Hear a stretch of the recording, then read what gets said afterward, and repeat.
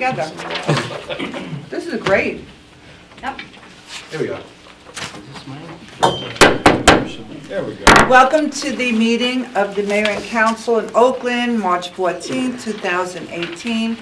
At this time, roll call. Mayor Schwager. Here. Councilman Bialy. Here. Councilman Knapp. Here. Councilman Kamala. Here. Councilman Levy. Here. Councilman Pinikali. Here. Councilman Salamini. Here.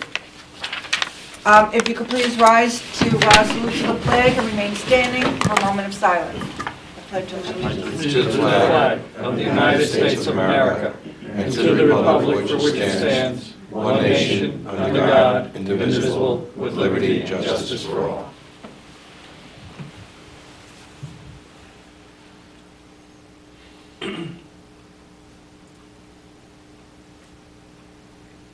And while you're standing, it was a very interesting day with all the students who protested or stayed in the school and expressed their feelings about what's going on in our country. And with that, be seated. This meeting is being held in accordance with the Open Public Meetings Law duly announced, advertised, and posted in the municipal building. And I will start with my mayor's message. The storm hopefully is over. They kept predicting snow today. There were flurries coming down. I don't know if there's going to be any more snow, but at this time, we are going to work on being prepared for the future. The mayors in Bergen County have been talking to our governor, our governor's rep, our congressman. We're demanding a meeting with PSE&G and Rockland Electric so that they will be prepared for the next storm. In the meantime, I've been told that a lot of people are not getting our messages, our reverse 911s, our messages about important information during the storm. You have to go to our website and go to the section that's called Swift 911 and follow the instructions to add your contact information.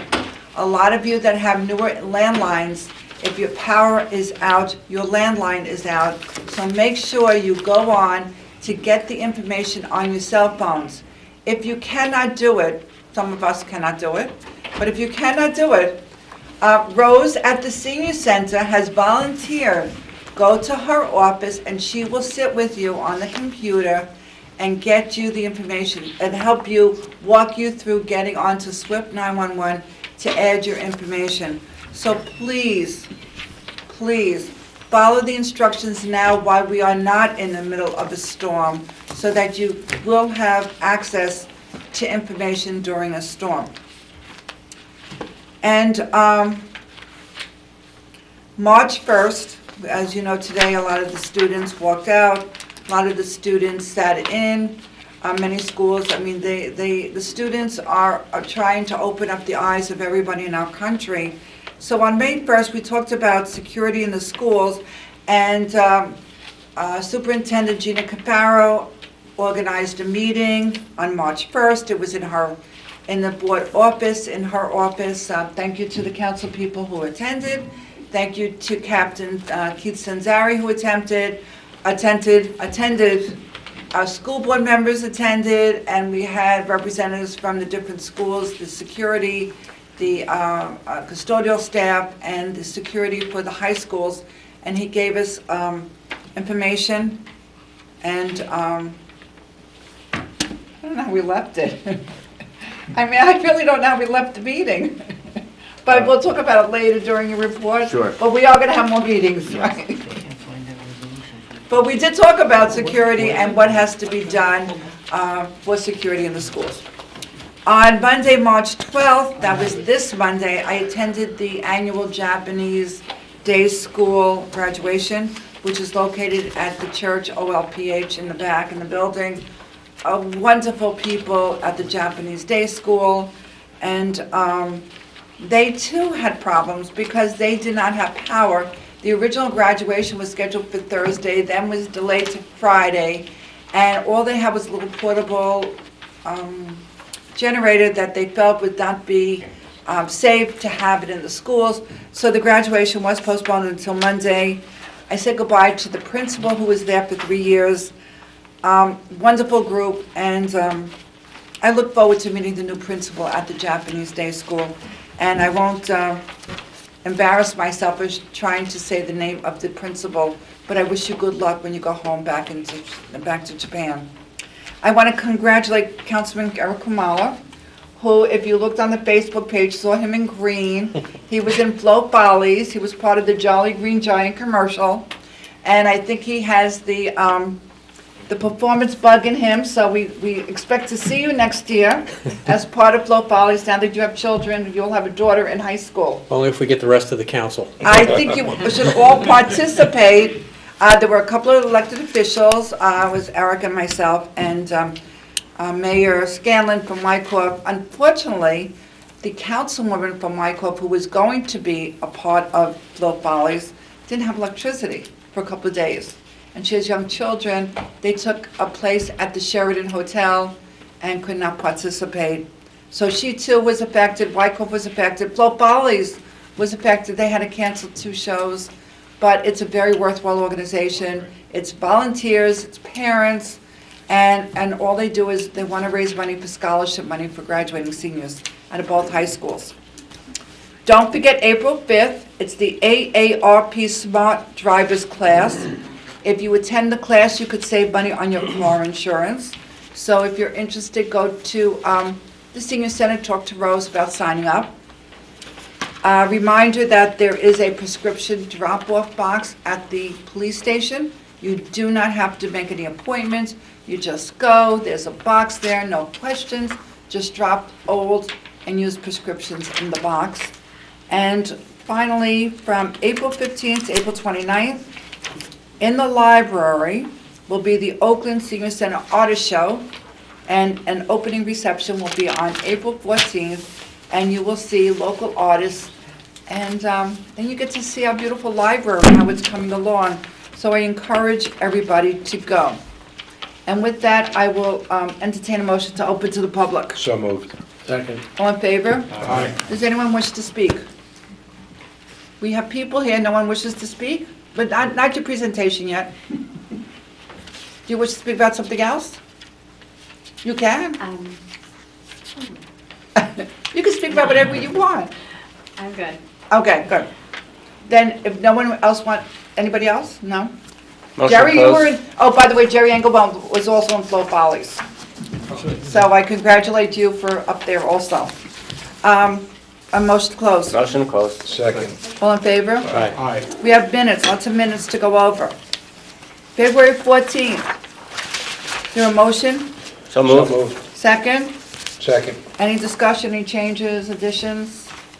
None? Then roll call. Councilman Bialy. Yes. Councilman Net. Yes. Councilman Kamala. Yes. Councilman Levy. Yes. Councilman Pinistelli. Yes. Councilman Talamini. Yes.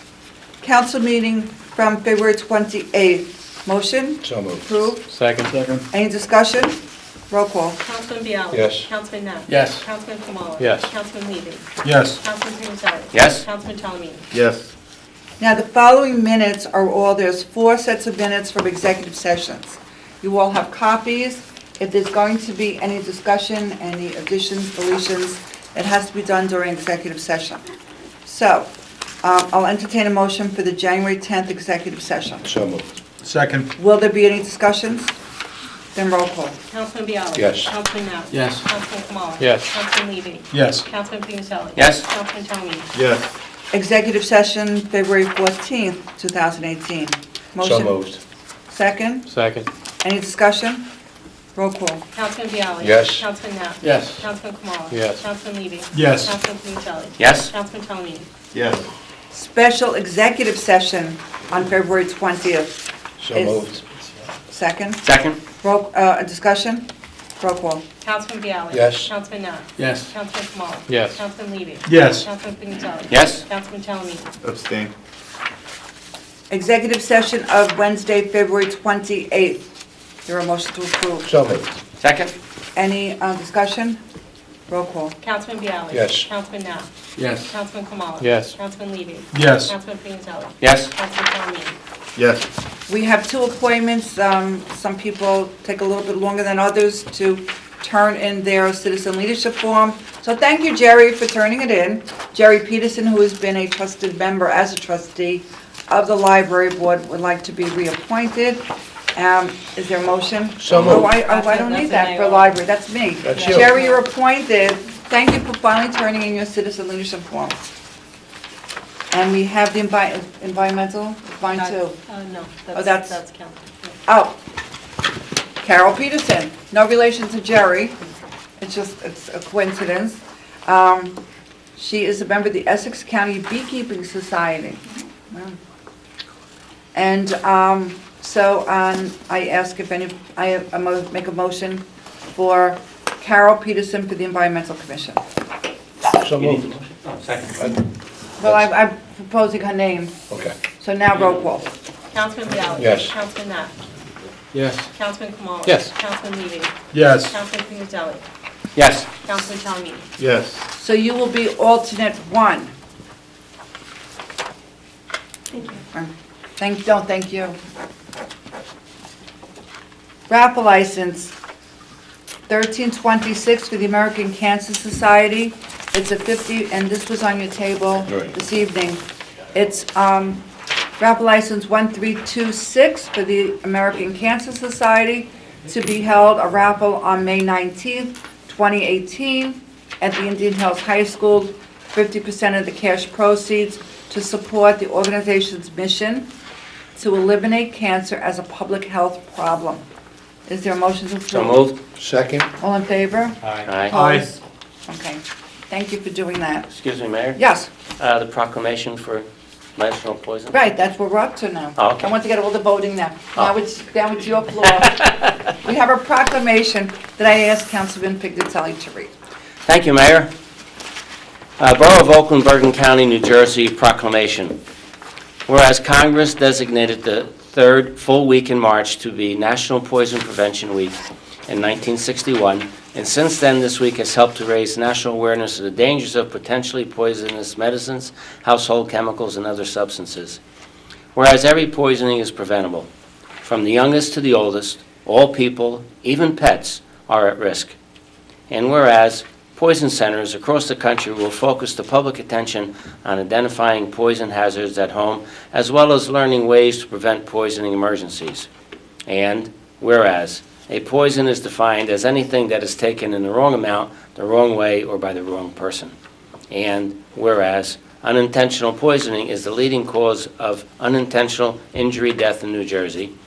And whereas drug overdose deaths, including prescription pain medicine, such as opioids, heroin, fentanyl, remain at epidemic proportions for both New Jersey and the United States. According to the Centers for Disease Control and Prevention, the majority of drug overdose deaths involve an opioid. Whereas, although the majority of reported poison exposures involve children 5 years old and younger, the majority of poisoning deaths occur in adults aged 20 to 59. And whereas childhood lead poisoning remains a major public health concern, elevated blood levels can cause significant and permanent damage to the health and well-being of a child. There is no safe level of lead. Stop a child exposure to lead before it causes harm.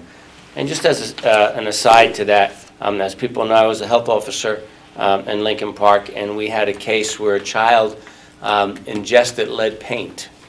And what this does to the child is it does cause neurological problems. This child, when they wanted to be picked up, they would say down, and when they wanted to be let down, they would say up. So it does affect the brain. People have to be very careful. Homes painted prior to 1970 could contain lead paint. Whereas the New Jersey Poison Information and Education System, a division of the Department of Emergency Medicine at the School of New Jersey Medical School at Rutgers, the State University of New Jersey provides expert advice, drug information, and poison prevention education to New Jersey residents through the 800-222-1222 Poison Help Hotline. And whereas all services are free, confidential, multilingual, and available 24 hours a day, 7 days a week, 365 days a year, even during bouts of Mother Nature.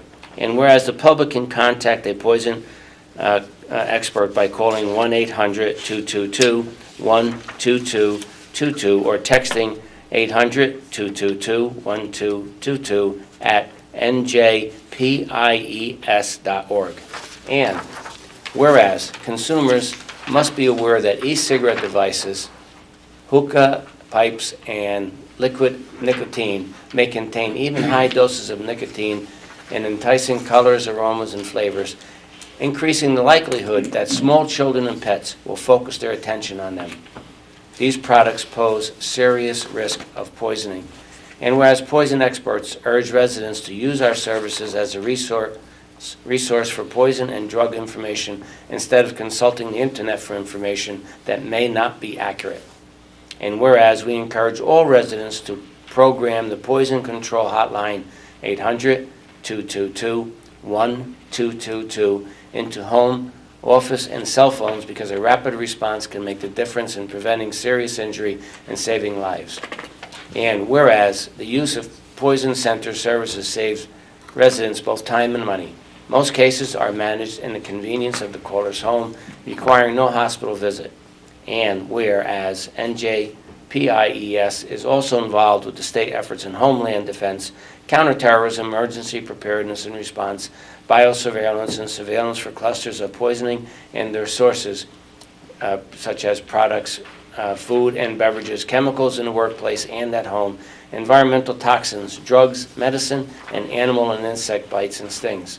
Now, therefore, I, Linda H. Swager, Mayor of Borough of Oakland, do hereby proclaim the week of March 18th to the 24th, 2018, as National Poison Prevention Week. So moved. Thank you. Second. All in favor for the proclamation? Aye. Aye. I want you to read it because I know you were a health inspector Right. and Thank be you. very moving, so thank you for doing that for Thank us. you. Welcome. We now have a presentation by the Environmental Commission on the public hearing open space grant application, which is required.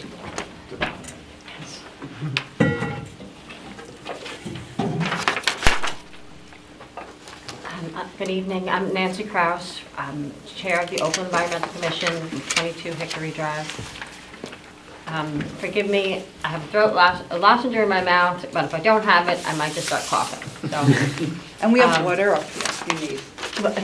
I have my own water this time. Oh, okay. Yeah. I will never forget that time that I needed it so desperately. So.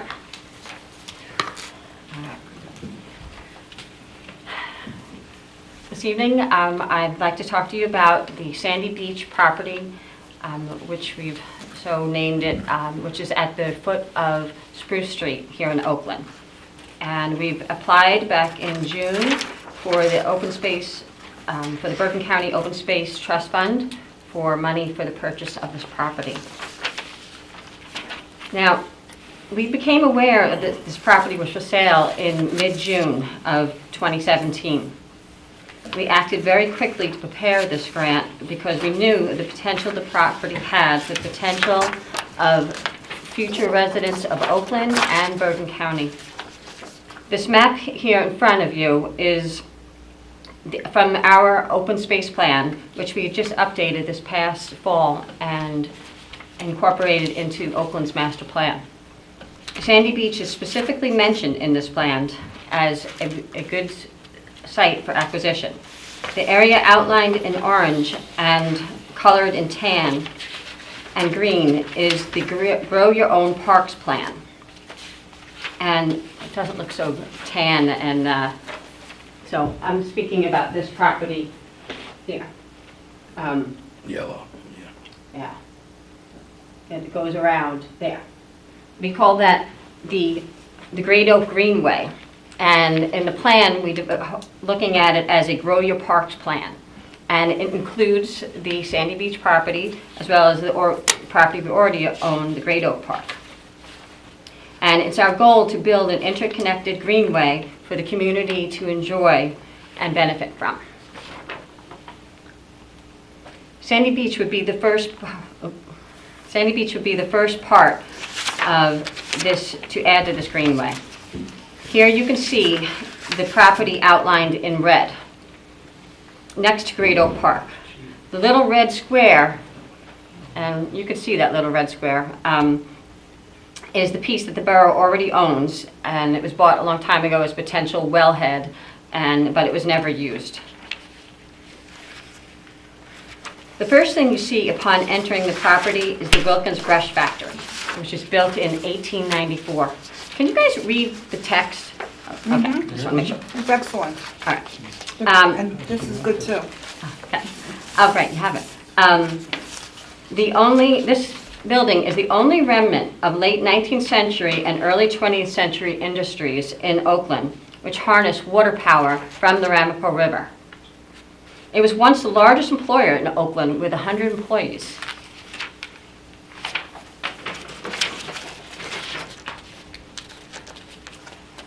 But with the availability of electricity, the factory closed in 1928.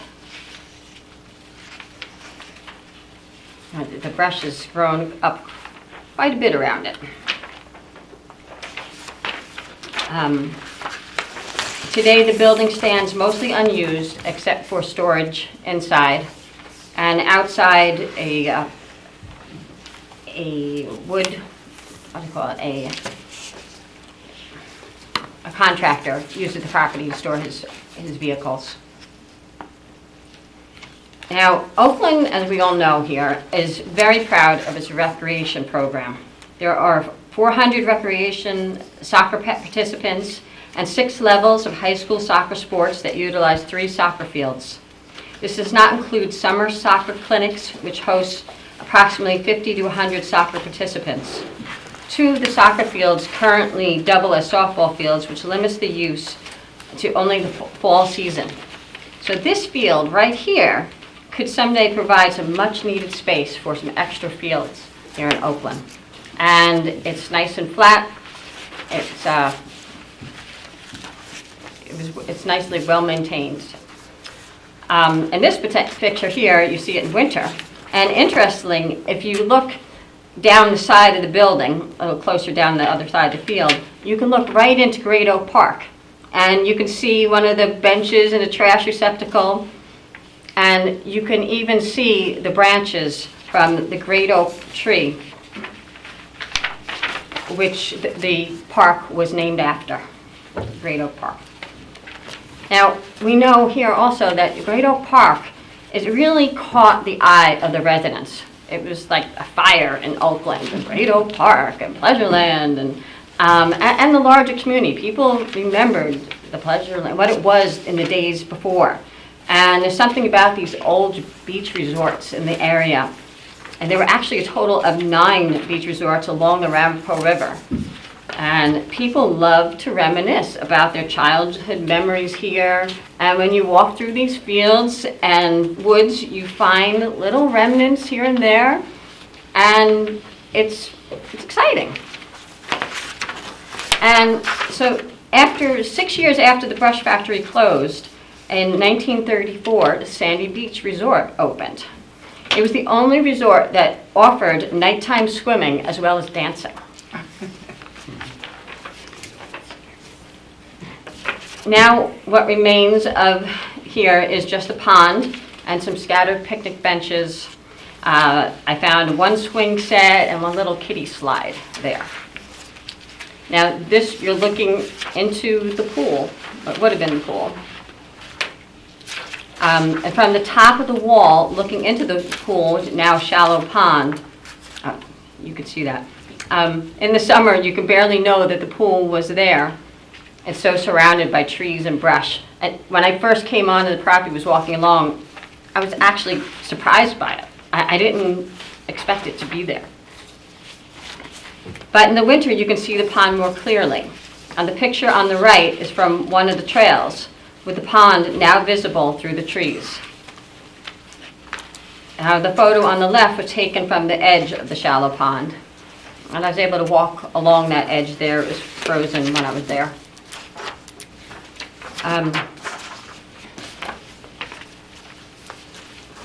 In addition to historic features, the pure natural beauty of this property is eye-catching, especially in the early summer. on the day that I was there. Now, protecting this land from development would forever be protecting the area from floods as well.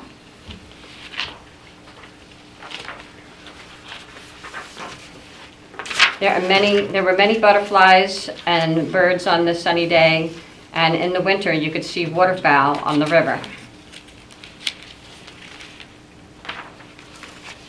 The stream channel is part of the Ramapo River, which the Army Corps of Engineers redirected through Potash Lake about 10 years ago.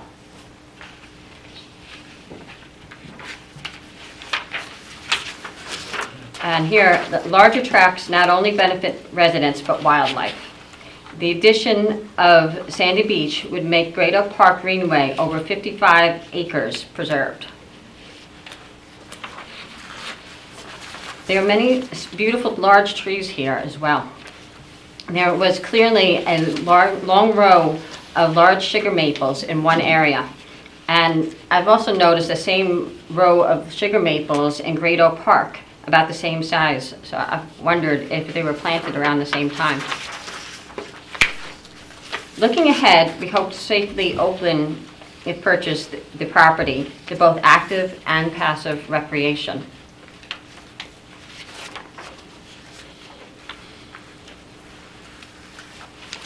In summary, I think these pictures are worth 1,000 words and open space funding.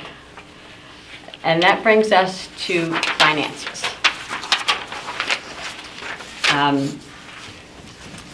In our original application to the county, we had the asking price set at $2.8 million. But when the Green Acres appraisal came back for less, we sent it in again as only a grant asking for $1.4 million.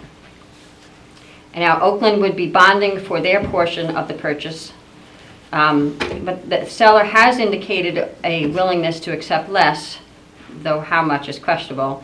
They have offered, they have had offers for closer to the asking price. They would, however, like the property preserved if possible.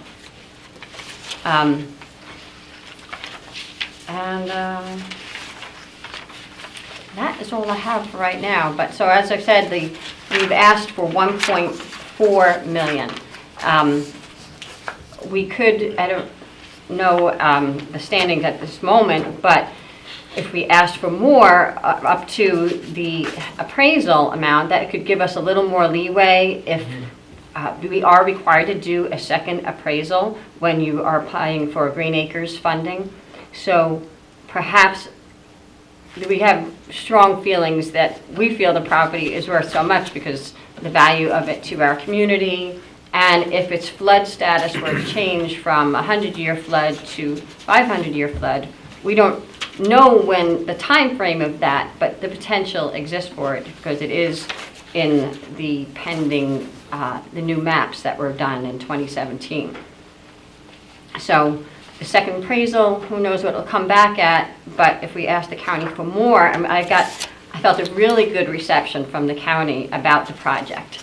I think they liked it, they liked the property, they liked what they saw on the day I took them for a tour there, and so I think asking for more wouldn't be unfavorably received at this point.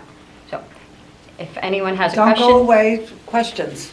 Well, I don't have a question. I just want to point one additional thing out in Nancy's presentation.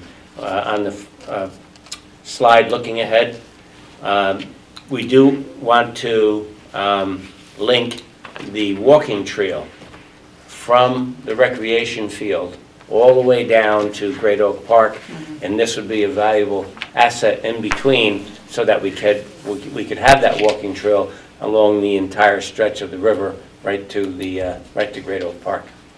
Yes, we've been talking about that. Yeah. Well, we know that, Good. yes. Oh, Okay. good, yeah, because I mean, the connections, they're there, you know, it's just a question of taking down a fence and clearing away a little bit. Yes, we're very aware, yes. Now, I know we can,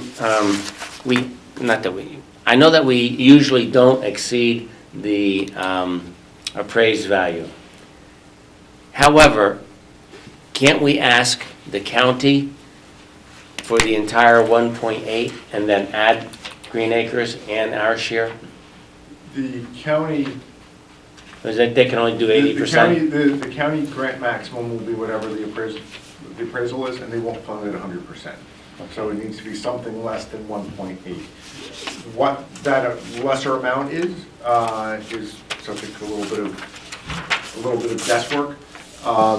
You know, we had discussions with the Land Conservancy to pick their brains about it, and with Adam Strobel at the county as well, as far as what he thought would be well received, and that's kind of how we'd settled on that amount. I've reached out to Mr. Strobel several times. I don't know if he's away on vacation, but I wanted to talk with him about that again, but I didn't get a response before tonight's meeting. Okay. Any other questions? So we could ask the county for more than 1.4, Yeah, but not 1.8. No, but we So could ask for something in between. 1.6. If we wanted, if council decided that they wanted to do that, sure. So what I'm saying is, if we ask the county for 1.6 and they agree, we put our 200,000 from open space, and Green Acres puts 200,000. It brings that price up to 2 million, which would be a little bit more attractive to the seller than 1.8. but they didn't refuse the 1.8, did they? I'm They sorry? outright refused, Brian? No, I don't know what happened. There No. hasn't been a formal offer No. made yet at this Yeah. point.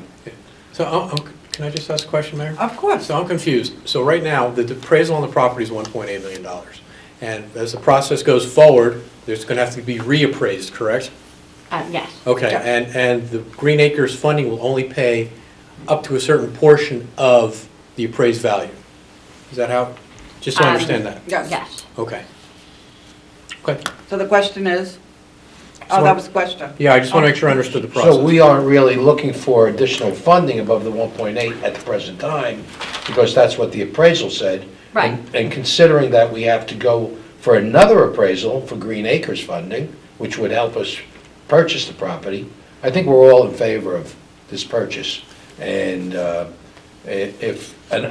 know the county stance on, when they do fund with the open space money, they always want the municipality to have skin in the game.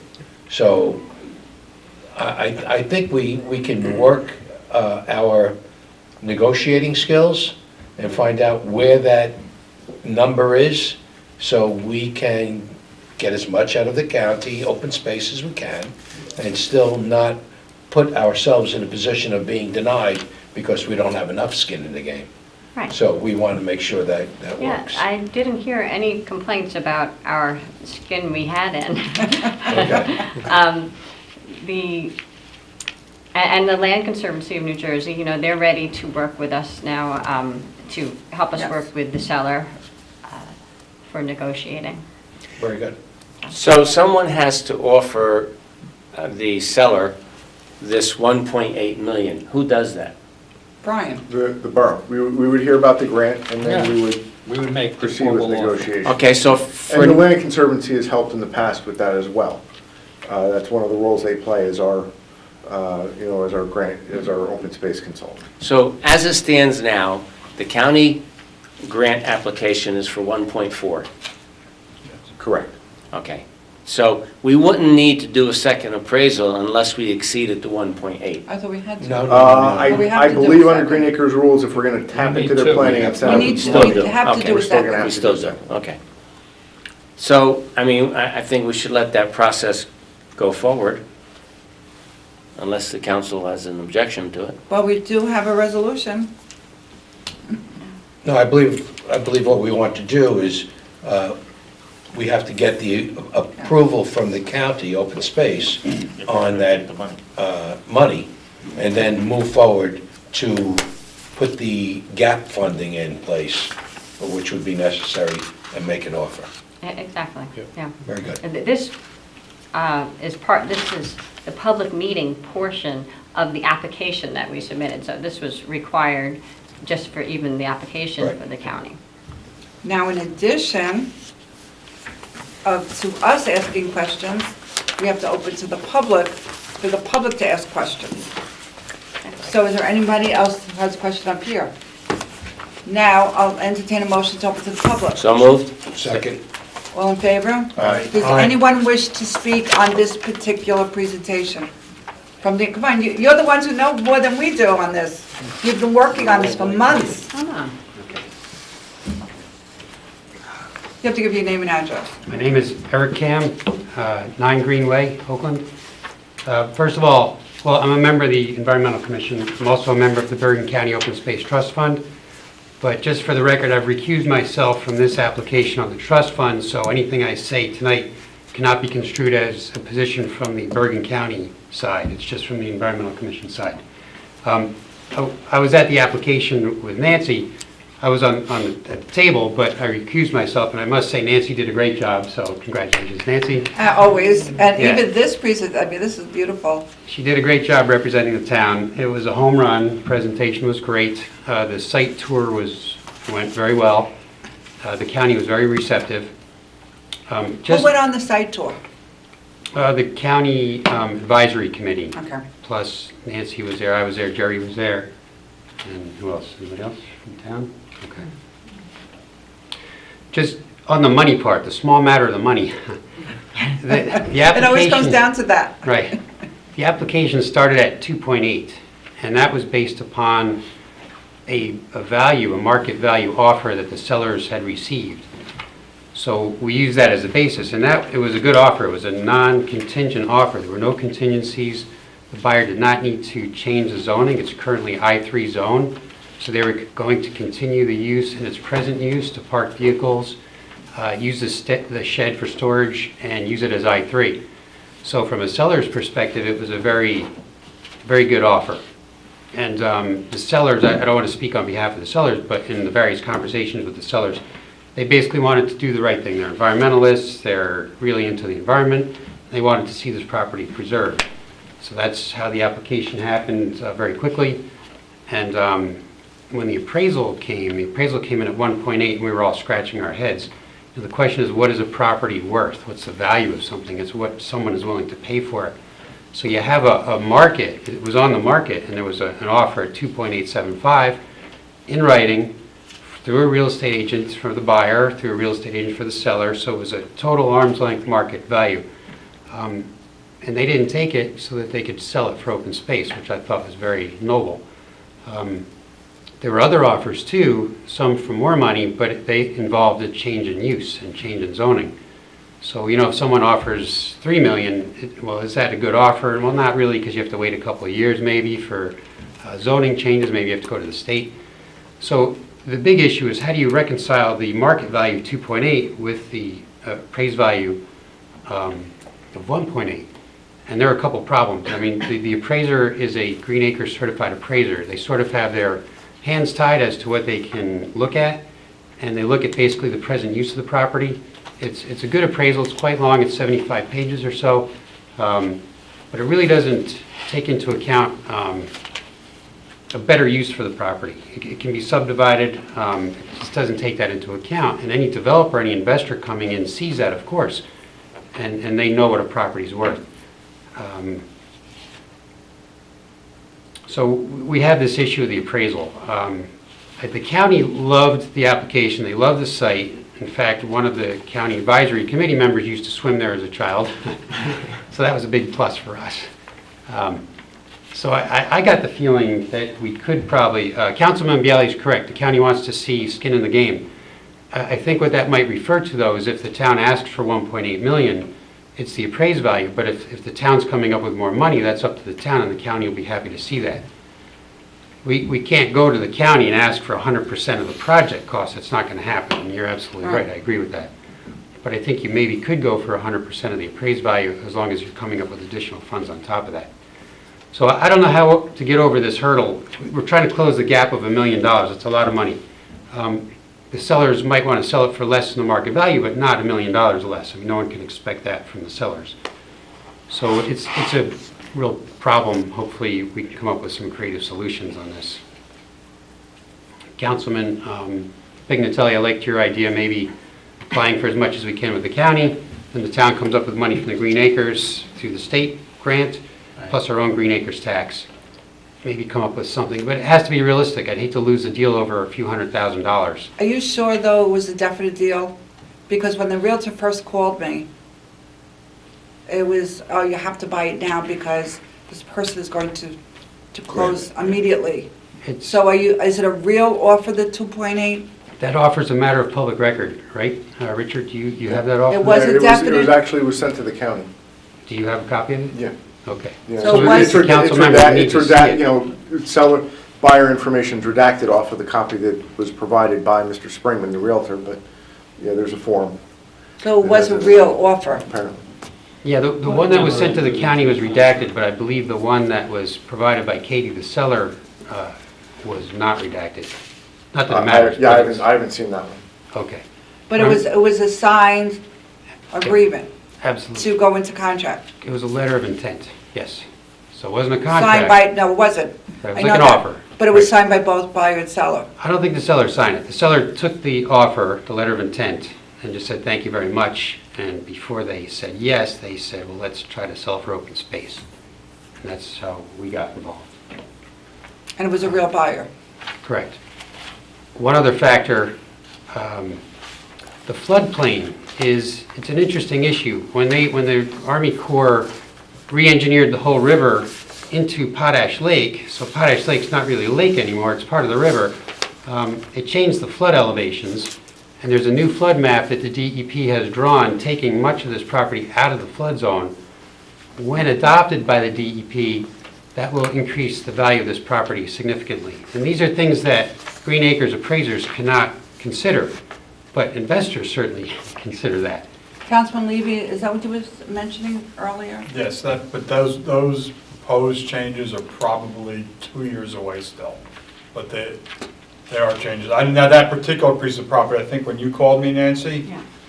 I was trying to get on my computer, or I think on my iPad, to get onto the DEP website to look at the new GIS maps, but, I did look at the Technical. maps from that you were trying to direct me to. Right. And, it showed a section, like, in the center of it that was definitely moved to the 500-year floodplain. Right, But I don't know what percentage of the property was moved. and you still got, on that piece of property, even whether or not it's going to be, what parts of it are still going to be in or out of the flood zone, you still have channel encroachment setbacks that, a potential investor, even if he wants to do something with it, won't be able to in a Correct. lot of areas.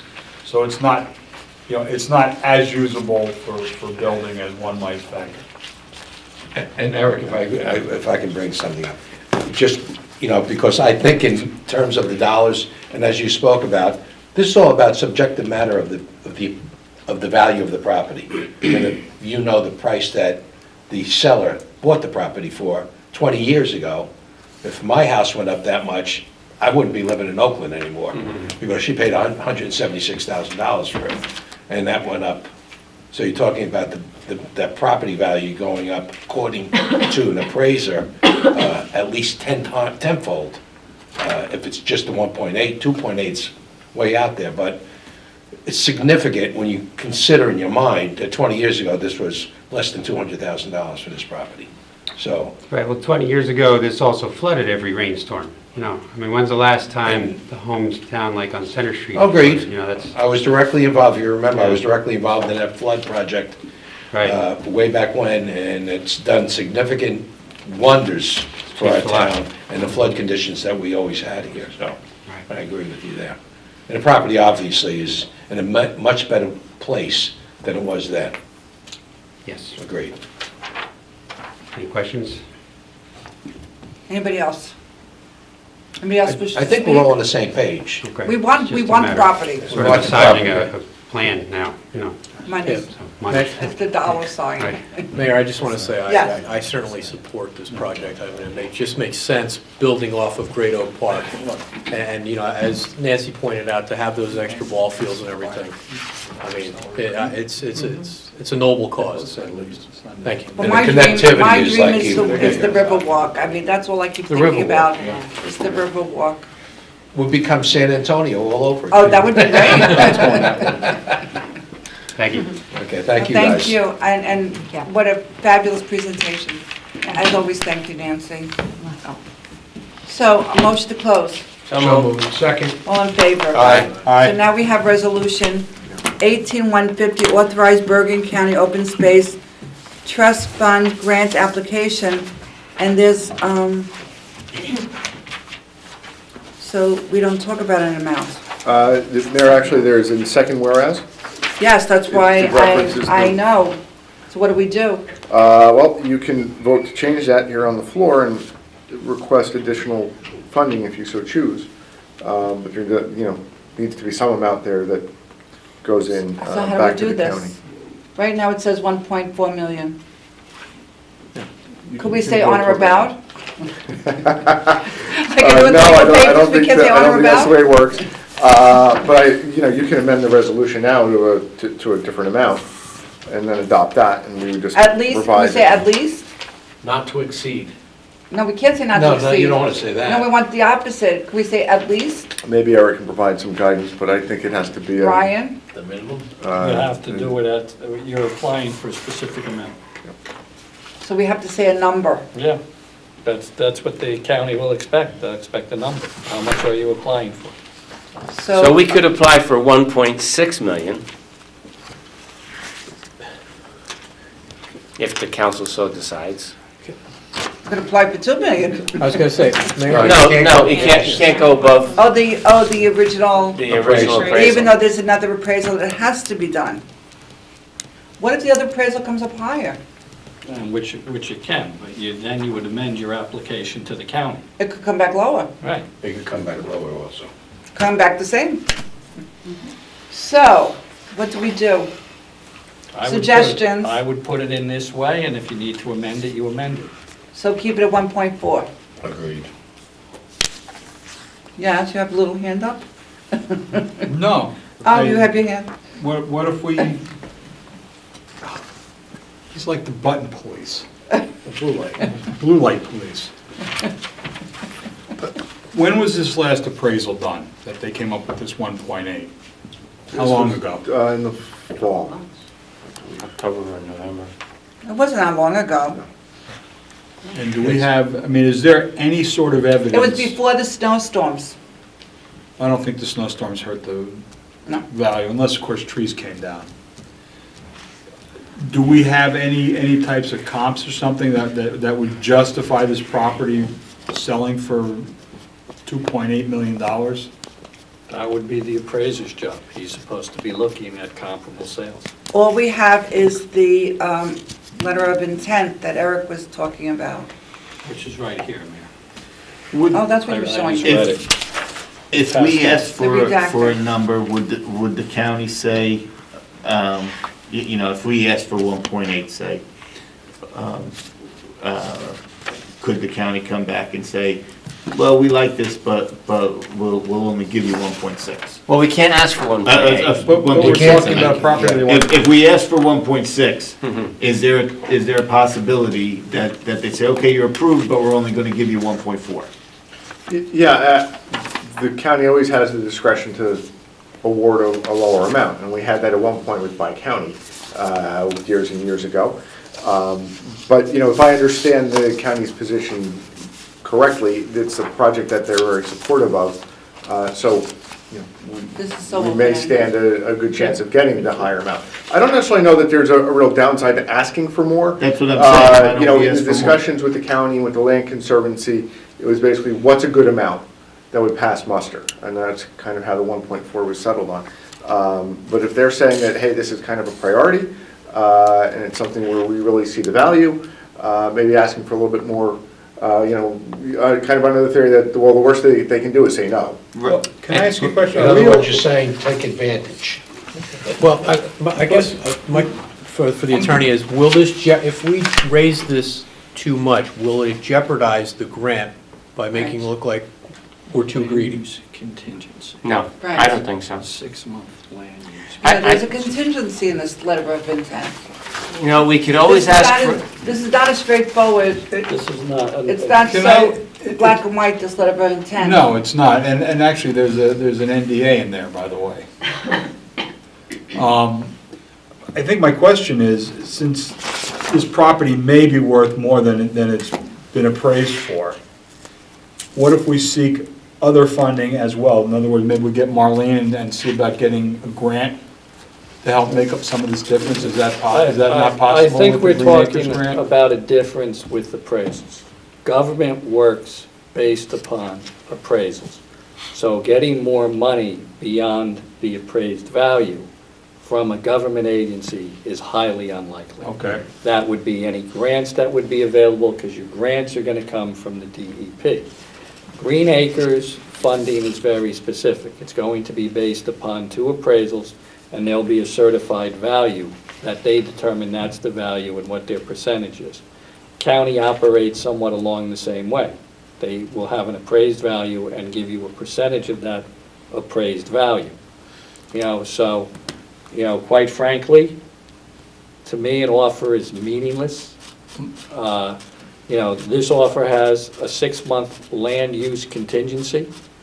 That means to me that they have in mind something different than what the property is zoned for. So Okay. that is a distinction here. I mean, My suggestion would be that we stick with the current appraisal and work for that, because that's money in the bank for them. And if you need to amend it, we've done it before with the county. We've had one Submitted appraisal, amended correct, not 2? One. And if the second appraisal were to come back higher, is it a combination of the 2, an average of the 2? Is it the higher of the 2? Let's The see. Green Acres would make that determination. Right. It could come back the same, or it could come back Right. lower. Right. I'd rather see us apply for 1.6 million. Ask for more, take less. But if you don't ask for more, they're not going to give you more. Is So, it, when you apply for these grants, is it a definite yes or no, or do they say, all right, you applied for 1.6, we'll only give you 1.5? Yeah, they can They give can you do an that. amount different than what you Okay. request. So Mayor? Yes. I think that if Councilman Pignatelli has put forward 1.6, maybe that's a good starting place. I'd like to make a motion that we amend the Resolution 18-150, second whereas, obtaining a grant of 1.6 million from the Bergen County Trust Fund. Second. All in favor? All right? Aye. Now we have to do the resolution. Right. Oh, was anybody opposed? No. Okay. Resolution 18150, authorize Bergen County Open Space Trust Fund grant application. And it's whereas the Bergen County Open Space Recreation Floodplain Protection Farmland and Historic Preservation Trust Funds provides grants to municipal governments, to nonprofit organizations for assistance in the acquisition of lands for open space conservation purposes and/or outdoor recreation facilities. And whereas the Borough of Oakland desires to further the public trust by obtaining a grant of $1.6 million from the Bergen County Trust Fund to fund the acquisition of property at Block 2302, Lot 1, commonly known as 68 Spruce Street, Oakland, New Jersey. And whereas the governing body has reviewed the Bergen County Trust Fund Program Statement, County Program Open Space Policy, and Procedures Manual, and the Open Space Application Instructions, and desires to make an application for such a grant. And as part of the application process, the governing body held the required public hearing on March 14th, 2018, to receive comments prior to the submission of said application. And whereas the County of Bergen shall determine whether the application is complete and in conformance, and whereas the applicant is willing to use the trust fund money in accordance with such rules, regulations, applicable statute, and is willing to enter into an agreement with the County of Bergen for the above-named project. And if the application is successful in acquiring said project through the use of a county trust fund grant, then the applicant will permanently preserve said project for open space conservation and/or outdoor purposes through a recorded deed of easement. Now therefore, that it is hereby authorized to submit the above completed project application to the county by this year's deadline established by the county. In the event the trust fund award may be less than the grant amount requested above, the applicant has or will secure the balance of funding necessary to complete the project, and that the applicant agrees to comply with all applicable federal, state, and local laws, rules, and regulations in its performance of the project, and this resolution shall take effect immediately. So moved. Second. Discussion? Roll call. Councilman Bialy. Yes. Councilman Net. Yes. Councilman Kamala. Yes. Councilman Levy. Yes. Councilman Pinistelli. Yes. Councilman Salamini. Yes. Now, this is yours? This was Rich's. Okay. Okay, thank you so much, everything, the whole environmental commission, you worked hard, and we're gonna get this property. Don't know how much, but we're gonna get it. Thank you. So, thank you. And welcome to the environmental commission. Thank you.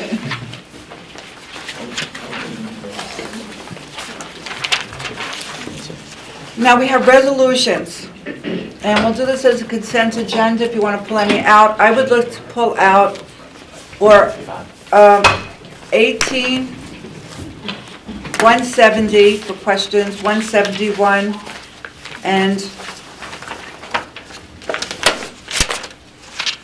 172, because I have a question on that. This is the furniture in the library. 133 is no, that's tabled, adjourned, not ready. And on the table, you should have received 154, 161, 166, and 167.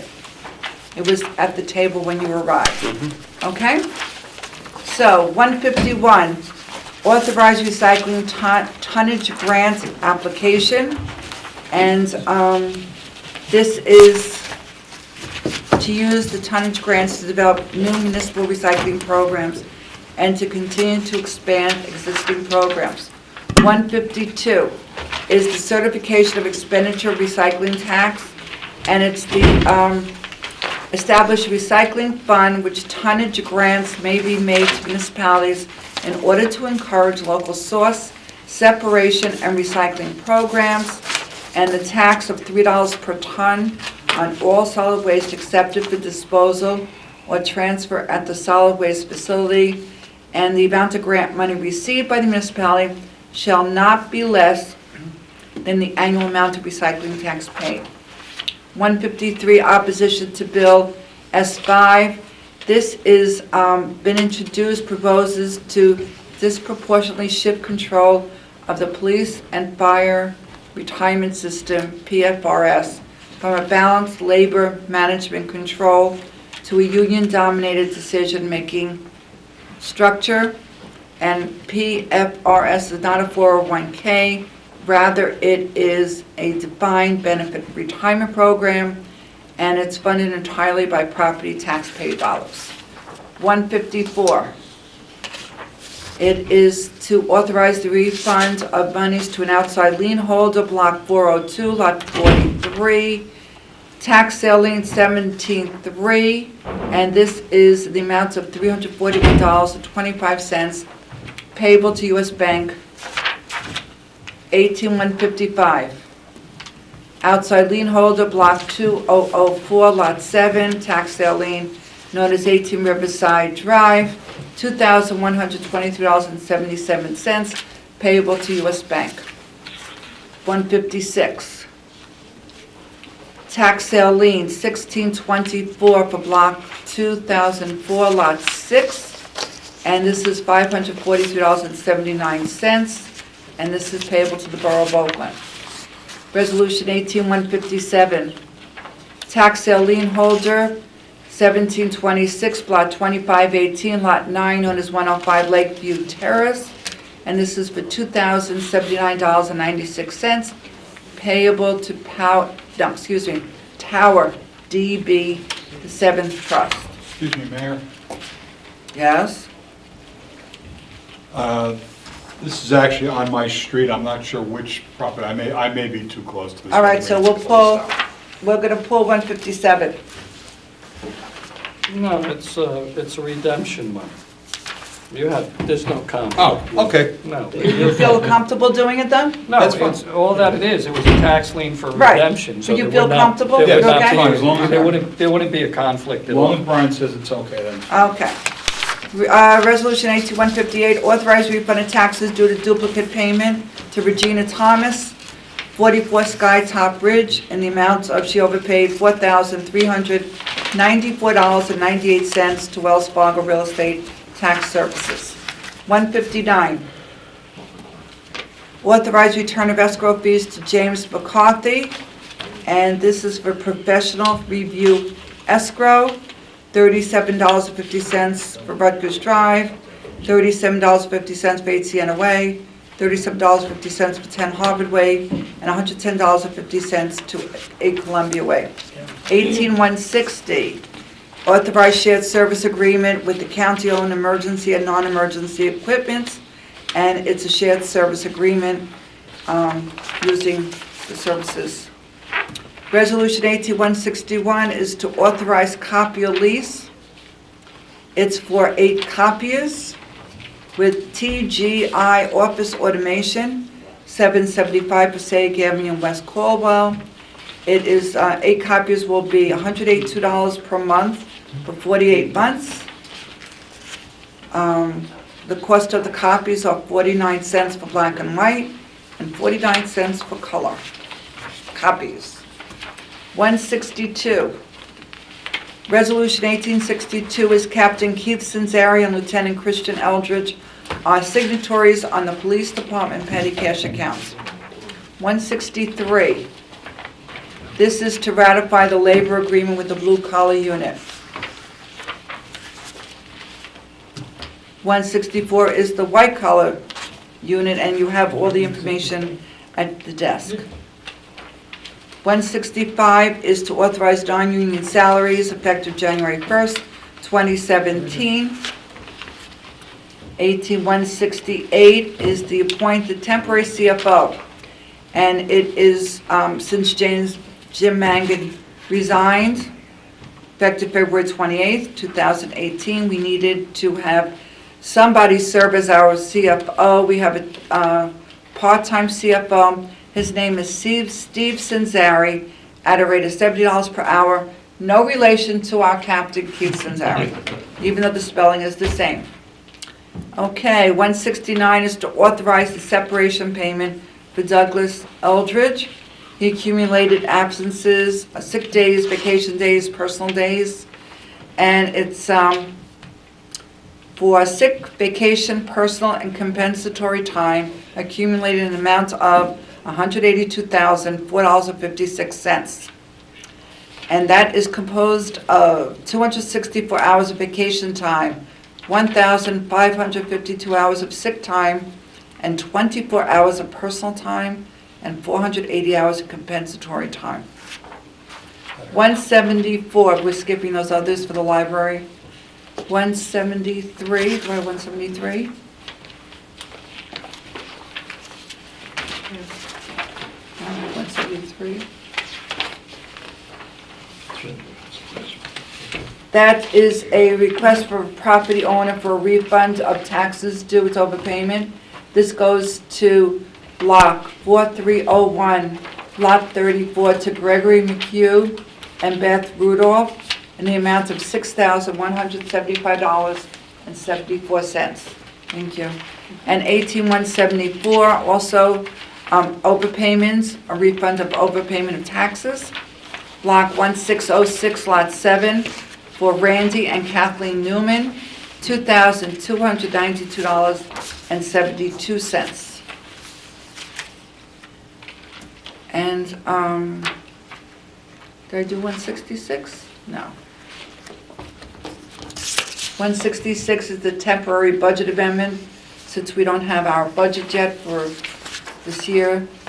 And 167 is for the transfer of 2017 budget appropriation reserves from the current funds to general services, mayor and council, tax collector, streets and roads, stormwater and vehicle maintenance. And that's the 173. So are there any of those that wish to be pulled out? Not motion? Motion. for consent agenda. Any discussion? Roll call. Councilman Bialy. Yes. Councilman Net. Yes. Councilman Kamali. Yes. Councilman Levy. Yes. Councilman Pinkatelli. Yes. Councilman Talamini. Yes. Now, we have resolutions that I pulled out. AT 170 is authorized cooperative purchase of furniture for library to Nickerson Corporation, $58,799.36. Resolution AT 171, authorized cooperative purchase of furniture for library interiors on 35 Beaverson Boulevard, Suite 2C in Brick, for $56,020.40. And authorized state contract purchase of furniture for library, that's Resolution AT 172.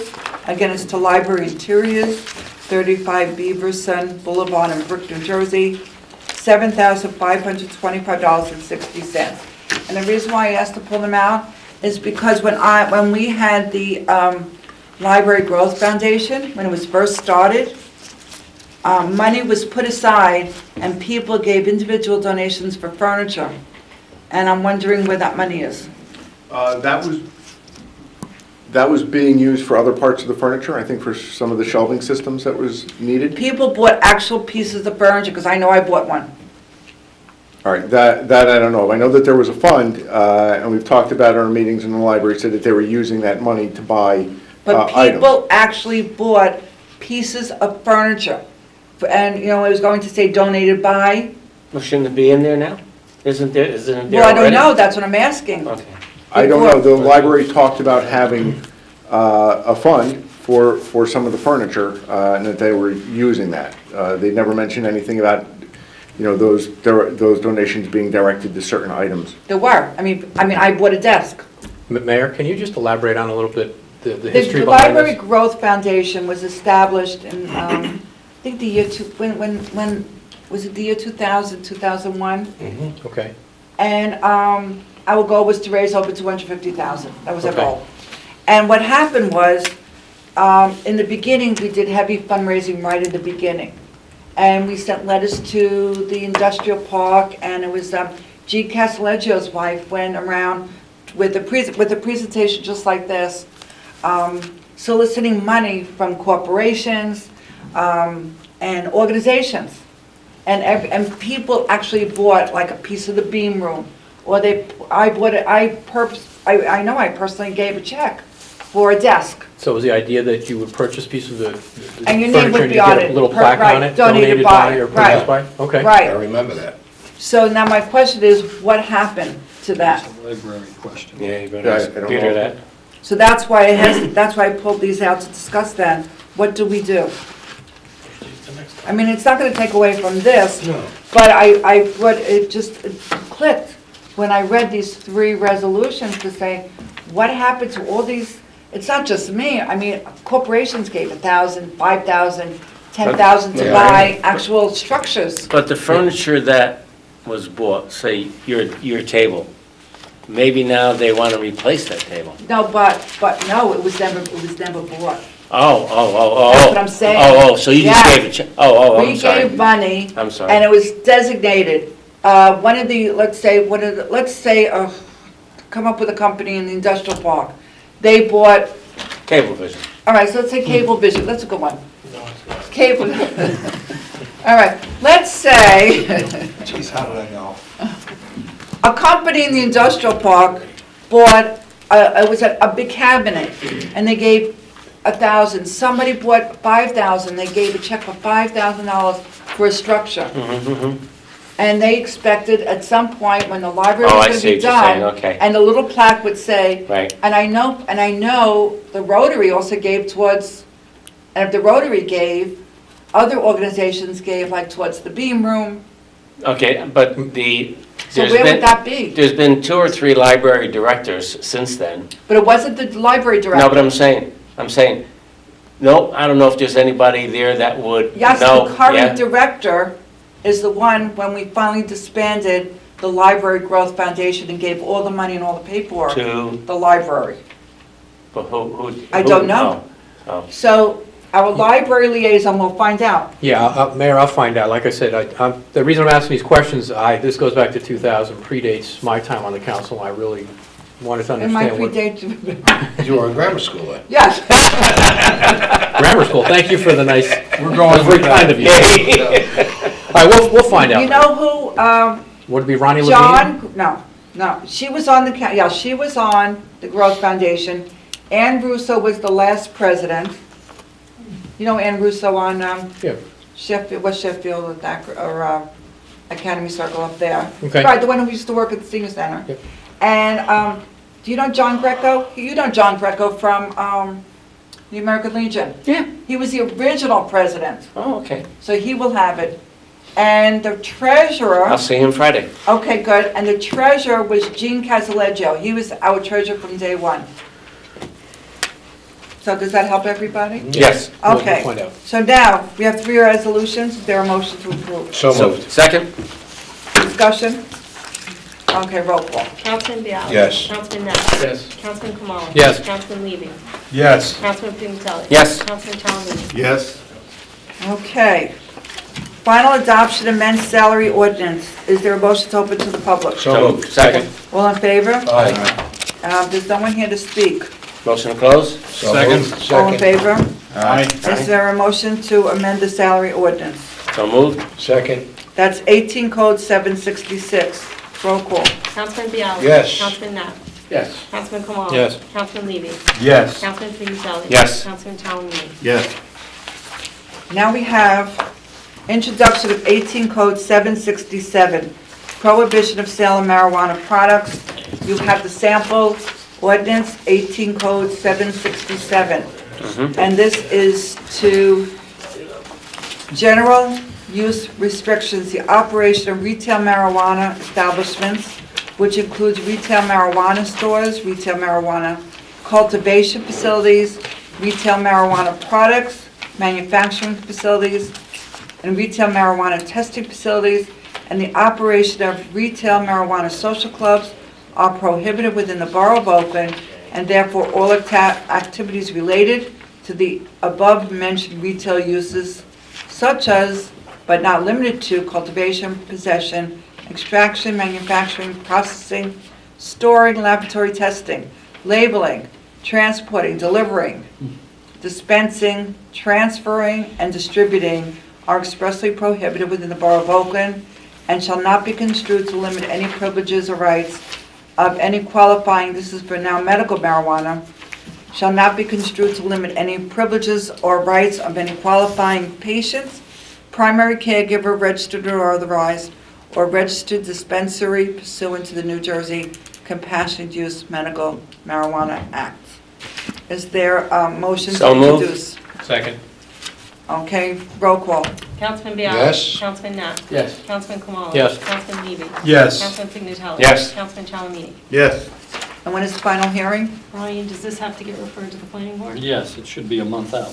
Okay, their next meeting would be April 12th, so we wouldn't be able to adopt until the 25th. Yeah, that's what it should be, April 25th. Okay, and the last meeting was canceled, so it doesn't affect us. Okay, so now we have work session items. None. New business, anybody have new business? I have a new business question. To our school liaison, I wrote an email to our superintendent of schools after there was an article in the Record about the school board elections. And how few towns, just a handful, less than a handful, are having school board elections in the spring, and how much it costs for each election. So I wrote her an email that I am asking the school board to meet with the council to discuss this issue openly in council chambers, so it could be televised. And she said she would get back to me.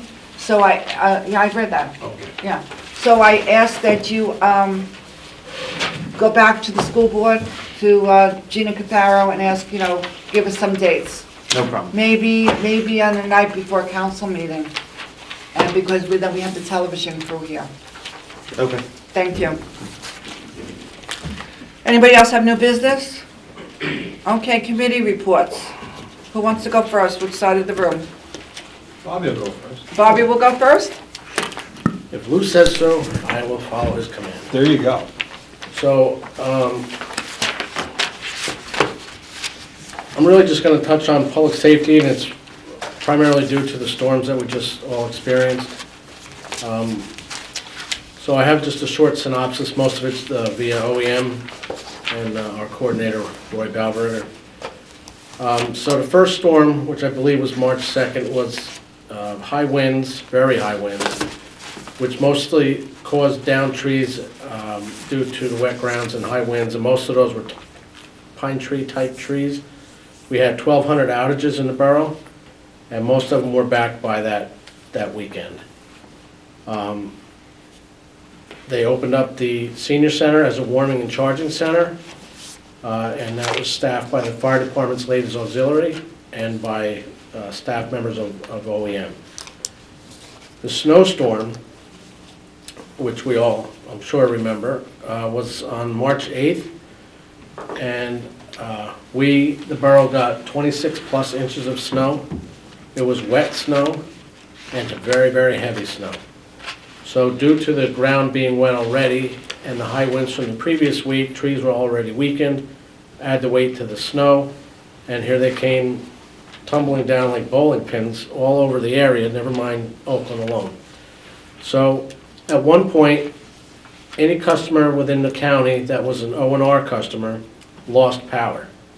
That meant the entire borough of Oakland, I know half of Wyckoff, I believe Franklin Lakes, anybody else that was an O&R customer lost it because there was a main transmission line that was damaged.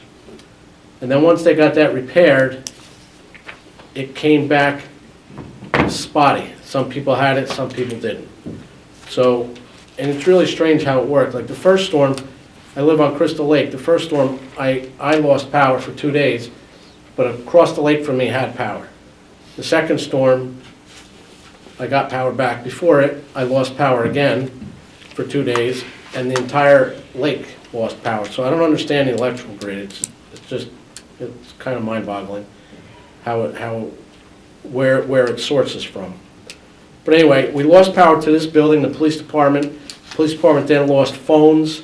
The fire department lost power. The first aid squad lost power. We had some of our four-wheel drive vehicles, emergency vehicles that were actually trapped here in the court lot because trees came down in and around the court lot, and then the wires came down, which blocked the entrance. There was just a lot of unforeseen obstacles that got in the way of doing, I don't even want to call it basic emergency services, because this storm was nothing basic. But the routine things that we're all used to doing were complicated by some of these issues. I mean, I came in here to sit at the police desk, and I couldn't even get a parking spot between all the down wires, the down trees. I pulled out of the parking lot, made a left on Lawler, and as I made a left, a tree came down right behind me and blocked the entire road. So now the PD was not even able to get out and get up to 202 until that tree was removed by the DPW. So the police brought in extra dispatchers and extra. They held over the day shift to work nights, so they had extra police officers. Valley Middle School during this storm opened as a shelter, and I know Eric had some seat time with Roy during this storm, and I'm not sure, were you out with him in the first storm too, or just this one? No, just the second one after, I think I was overwhelmed. I know Eric was down there, so he might be able to touch on that a little more, but I know they sheltered people that were stranded on 287 because the highway became a parking lot. The plows couldn't keep up, trucks were stopped, cars were stopped, people didn't know where to go.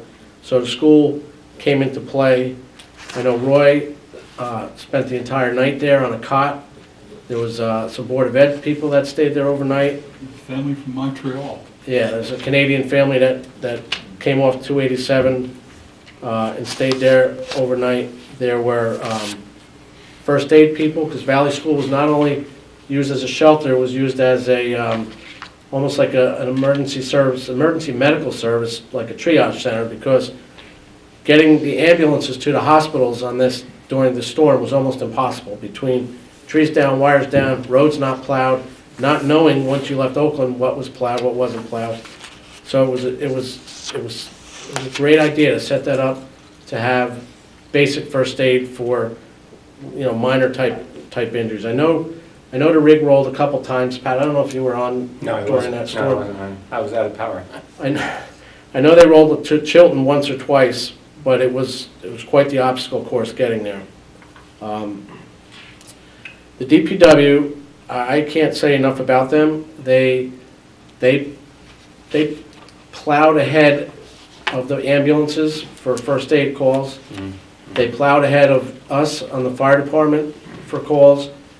I know we had at one point 3 fire trucks stuck, all in the north end of town, all at once. The snow was so deep, we can't use the on-spot chains, so we had to use regular chains. Some of those chains were breaking. There was ice underneath the snow. It was, I've 36 years on that fire department. I've never seen this before, and it just happened so fast. But I got to tell you, to say this was a total team effort would be a complete understatement. So, DPW trucks that were plowing, I know of one, I witnessed it on the corner of Grove and Page, slid off the road and into a telephone pole while he was on his way to plow out a route for the ambulance to get to for an ambulance call. So it was just one disaster after another, after another, after another. The Spear Street tank lost power, and that controls our radios. So we had to try to go up there, and we did successfully, and put a generator on there, which this should be the last year we're doing that, because Rich is graciously buying us a regular generator with automatic transfer switch. Thank you. Thank you. And we're going to have a generator at the senior center, so if we need a warming station, Right. and they're out of power, they will have power. So again, to the DPW,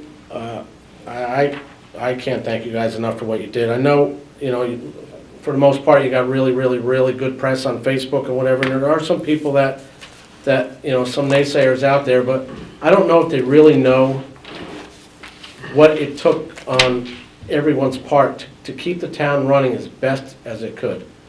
I mean, this town was black. When you have power outages, they're usually spotty, and you can see there's a little light in this area, a little light. It was black, and it was actually kind of eerie. I know I took in a couple calls up in the reserve. They had no power. We couldn't get there. I went with the fire chief in his car. We couldn't get a fire truck up the hill. Thank God it was nothing serious. But I ended up getting out and walking in knee-high snow, going up to the house and dealing with the event. Which I'll touch on just for a second. Doesn't matter where it was, but this was a person that started a car in a garage to charge their cell phone. Now, they opened the door and thought that was okay, and I just want everybody to know that that is not okay. The level of carbon monoxide that we got when we got there was not significant, Wow. but it was climbing. And carbon monoxide over time is how you get sick and eventually die and don't even realize it's happening. So please, if you have to do that, back the car out into the driveway. Power restoration from O&R, I think everyone is in agreement that the response at best was lacking, and we'll leave it at that. We had 30 trucks come into Oakland from Colorado. Took them 2 days to get here. They slept in their truck overnight one night. And then once they got here, they went to work to restore the power, again, being chauffeured around or chaperoned by Roy. Roy lives for moments like this, and I just... During Sandy, we had Georgia Power. Yep. And they came up here and weren't properly dressed for the cold weather. Roy ran out and bought gloves and all kinds of warming clothing for them. Yeah, this one we had, I know it was Colorado, and some people in the area have people from Ohio, and I heard Wyoming might have been here as well. But just overwhelming. So part of the other problem that the public needs to know is trees. Especially at night, you can't see the wires in the trees. So when you go there and you just try to drag a tree off the road, you don't know that there's not a power line in there. Whether it's energized or not at that time, it can be re-energized. You don't know the reason why it lost the energy. So whether it was something back at O&R's substation, where through a computer they re-energized that grid, boom, what you thought was dead is now live. and what was live, meaning you, are now dead. So it's nothing you should be messing with, especially in the dark. Also, I just want to educate people on high voltage lines, especially the one I know about is on River Road. It goes from the little zigzag where River Road zigs and zags, and it goes down towards the trestle. And it's a high voltage wire, and it's to fire up a street light. And that's all it is. Because those houses, their power is fed from rear axis. The poles are in the backyards. So that line is thinner than a cable line. And everybody thinks it's nothing because it's a thin little line. But it's actually a high voltage line. And again, it's de-energized, it's not a problem. But you don't know why it's down, and you don't know when it's going to re-energize. And if it was attached to that photocell and all of a sudden that photocell figured out it was dark enough, time to trigger that street light, and then all of a sudden that wire got energized, you got a problem. So these are just things I just felt like I wanted to just spew out a little bit more. 202 in front of the diner. Trees down, poles down, wires down, you name it, it was down. The road was closed for over 3 days in that area. Doty Road by Mountain View, Grandview area, same deal, trees down, poles down. Truck stuck. Truck stuck. So now, part of the delay there, just to educate everyone, is when a pole snaps, obviously you have to replace the pole. Before you replace the pole, you have to have markouts done, which means the gas company, the electric company, the phone company, and the cable company have to come out, and the water department have to come out and mark what's where on the ground, so when you put the pole in, you don't drill into a gas line and create something worse. So when they tried to sink new poles in by the diner, they encountered tons of rocks. So it was, again, just another obstacle that was unforeseen that they had to work around. And they did it, but it took some time.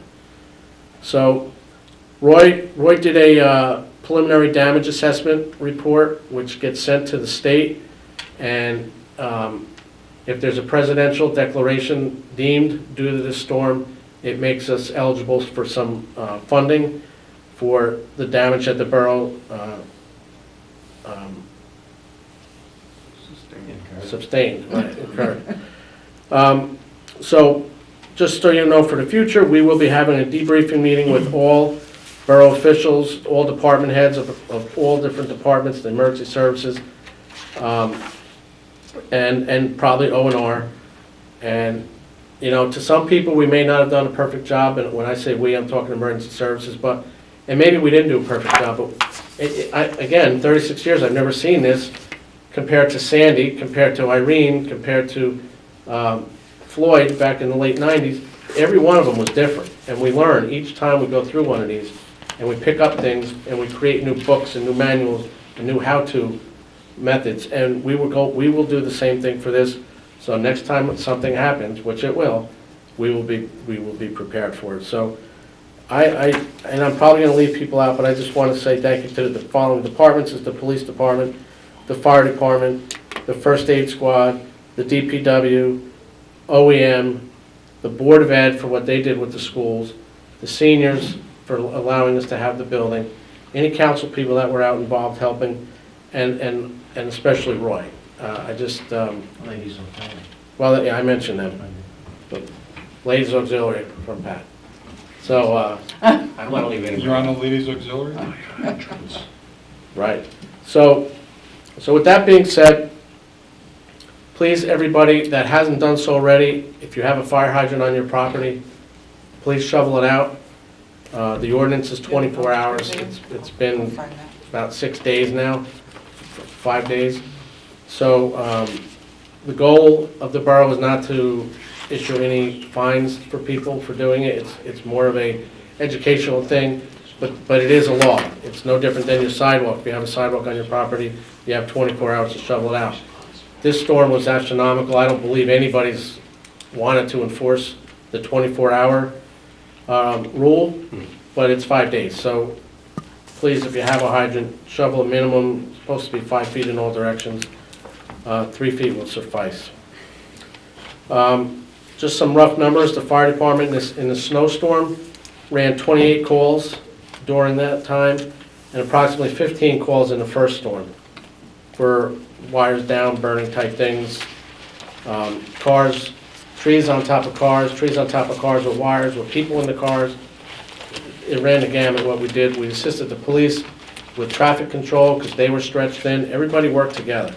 First aid squad, I don't know the number of calls they ran, but they ran a bunch with the difficulties of trying to even get to the hospital. But they did a great job out in that weather. So that's my report for public safety. I'm sorry I was long, but I really wanted to have the council record of talking more than John Bialy in a report, and I think I got it. Bob, can you just expand a little bit about Swift Reach and the importance of it and how to sign up real quick? Okay, so Swift Reach, good point. Swift Reach is in other words, is reverse 911. So on the borough website, when you go on it, there's a little red box and it says Swift 911. And if you click on that link, it brings you to the application. It's a very simple application. It asks your name, your address, and your phone numbers. If you want to put more in, you can. And what that does is it allows you to be notified when anything is being transmitted out to the public from the borough. So whether it's garbage issues or other type things, but in this case it was storm updates. The storm updates were very, very necessary during this. And when you don't have house power and you don't have the old POTS lines for telephone, I still do. you're going to eventually lose your phone service via Fios or Cablevision because their backups will only sustain it for so long. So I encourage everybody to sign up for this. You can add family members to it, so other people can get the notification, but do it on your cell phone, because no matter where you are, you will be notified of what's going on in the borough, no matter what it is. I believe we were going to put paperwork at the senior center, at Borough Hall. As I said earlier, in addition, well, some of us still have the old landline, so I was able to What? get my messages on my landline, What? my landline telephone, because we have the old-fashioned landline. It's got a rotary But- cell phone. But a lot of the people that I spoke to, especially the seniors, who have updated landlines, did not get the messages. And they're having difficulty getting onto the website. So as I said earlier, Rose has offered, if you go to the senior center and talk to Rose, she will walk you through getting on the website and putting all your contact information in, especially cell phones, because that you'll have. Right, cell phones are the important part. And when you have storms like this and you lose power, you got to remember to keep that cell phone charged. So using your car charger is not a bad idea. Outside. But don't start the car in the garage, right. You got to start it and leave it run outside and make sure there's no snow around the exhaust pipe, because then the CO will get into the car. Another question, Yes. well, it's not a question, a statement. You brought up the trees and the branches, people are cutting the branches. One of the residents emailed about having an extra pickup, vegetation pickup, through speaking with the borough.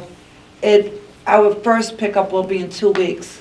So it's not feasible for us at this point. At this time, we cannot do the extra vegetation pickup, but I'm asking you to get ready, because in 2 weeks, when we start the pickup, which is the very beginning of April, start cutting up your branches now, Right. so that by the time the pickup, how big? 4 foot lengths.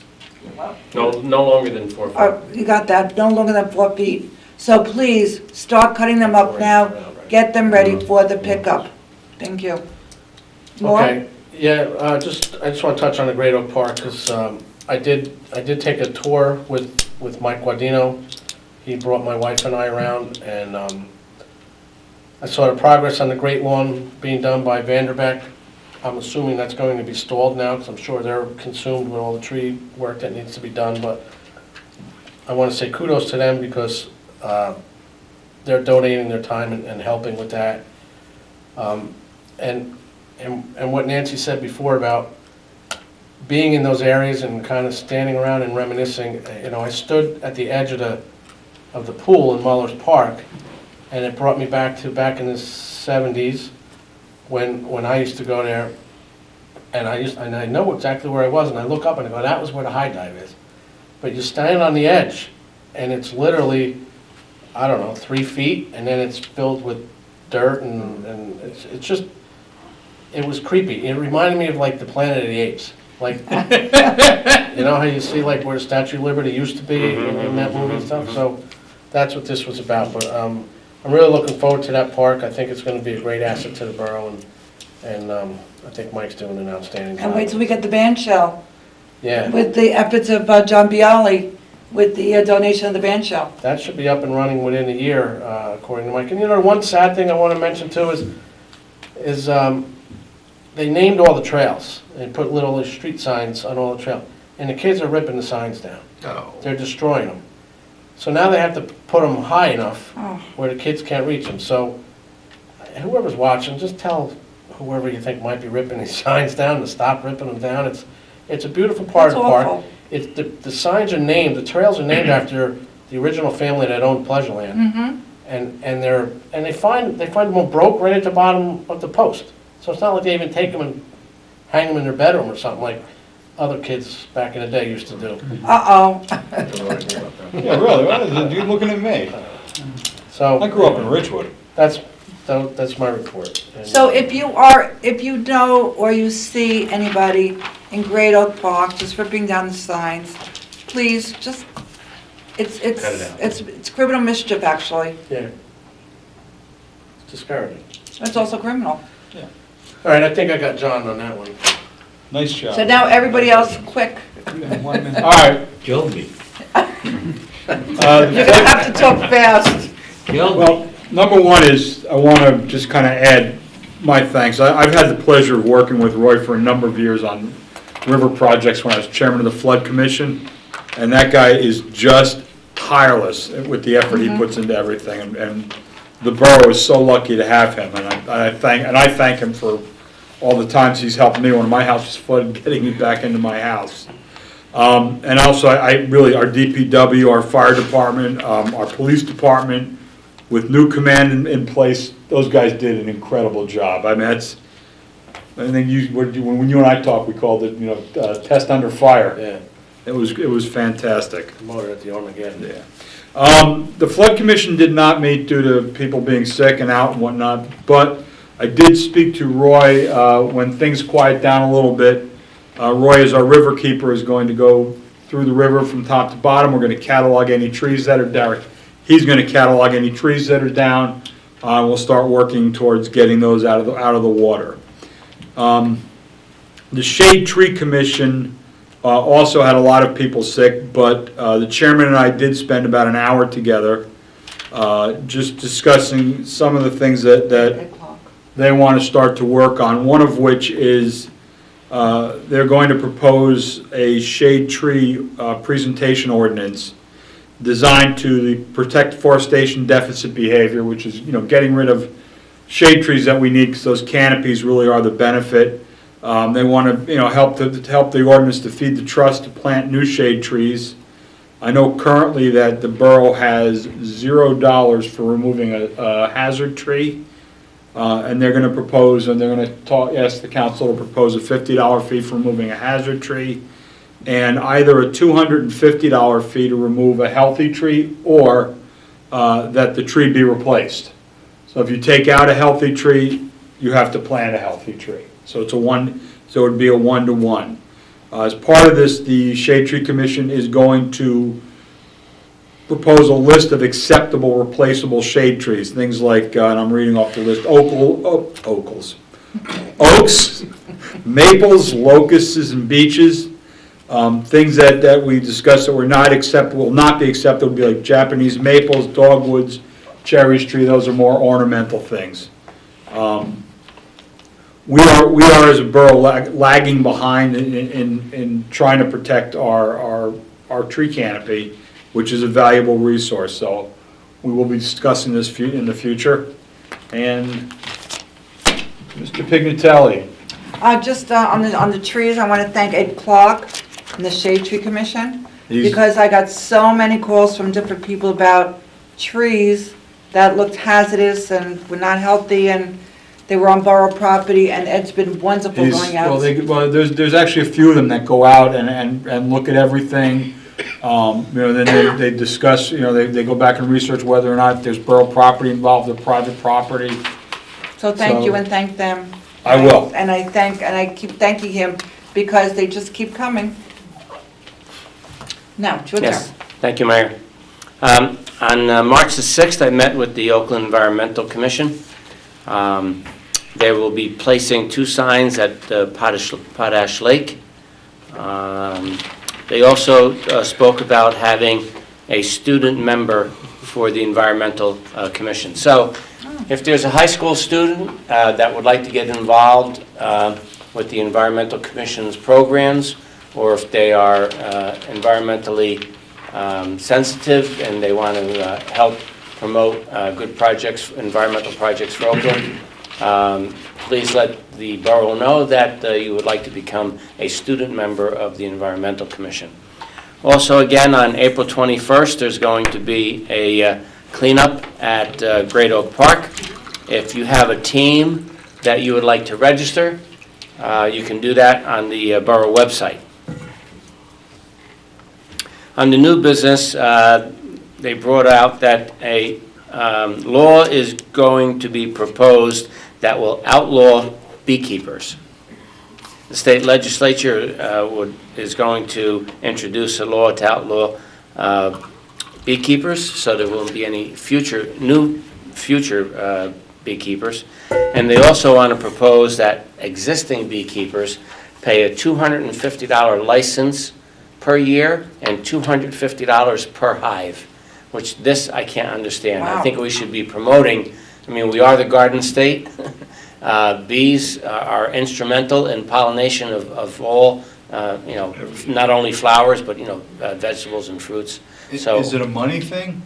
I don't know. I mean, how many beekeepers are in the state that $250 She was sitting is here. going to make a difference? there are She 4 was sitting here in our back Yeah, row. she's one, yeah. We have 4 beekeepers here in Oh. Oakland, So the state could make $1,000 off of them. yeah. That solves everything.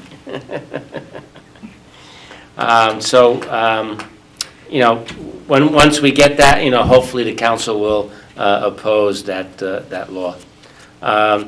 Nancy also applied for a tree planting Roots for Rivers grant. However, I believe she spoke to you and that's not going to. No, but we are actually, the Shade Tree Commission is applying to be able to get more shade tree grants. Mhm. We're getting a certification that we need. They'd also like to remind everyone that you can bring your batteries, rather than throw your batteries in the garbage, you can bring them to the DPW and for recycling. That's it for, they're also trying to get wood chips for Stewart Park. That's it for the Environmental Commission. Finance Committee met with Richard. We went over the budget, the revenues that the borough receives. We hope to introduce, we still want to introduce it by March 28th, Richard? That's still the goal. We need to talk about having another meeting next week with the auditor and the new CFO to get that ready for introduction. And then we'll have department And then we'll have meetings, Department meetings, well before the 28th? not before the 28th, but between introduction and adoption. Okay, great. And that's it, Mayor, thank you. Ah, Here we go, John. Okay, thank you. I'm not getting near Bobby's report. Pat, I just wanted to mention something. With all the tree people in town, and everyone's chipping up their Right. wood, it would be, I don't know how we can get the word out to the tree people to drop off. I think Don't they have to be Vanderbeck treated? does do that. They will do Don't have to be that. treated? No. No. I think they do have, they have contacted someone, and I think it's Vanderbeck, but I'm not really Yeah, sure. and they drop it off at the opening on Seminole at Mirror Lake, on that open area, which keeps the weeds down. Yes, yes. And it works well, so. Yep, thank you. I want to report on the seniors. They want to thank the DPW for everything they did. Bobby went into it, and there's not many words I can say that's better than the way Bobby put it. but the DPW deserves, and all the emergency services deserve every handshake, thank you, and applause that we can give them for the efforts that they put on through the storm. There is, at the senior center tomorrow at 1 p.m., there's bingo. Rose invites everyone down. Refreshments will be sponsored by the Oakland Rehabilitation Center. And last Saturday, they had the St. Patrick's Day luncheon. And don't forget look at the calendar on the borough website for any upcoming events, including the AARP Smart Driver course, which the mayor mentioned before, on Thursday, April 5th, from 11 to 4 p.m. I just want to touch on something that we were talking about before, about what is going to be picked up. When you put your wood out, it would be a great idea to try to bundle it a little bit, and no bigger than 4 foot long, and no thicker than 4 inches wide. Anything else, you could, if a tree came down, 4 inches wide. 4 inches thick, any of the diameter.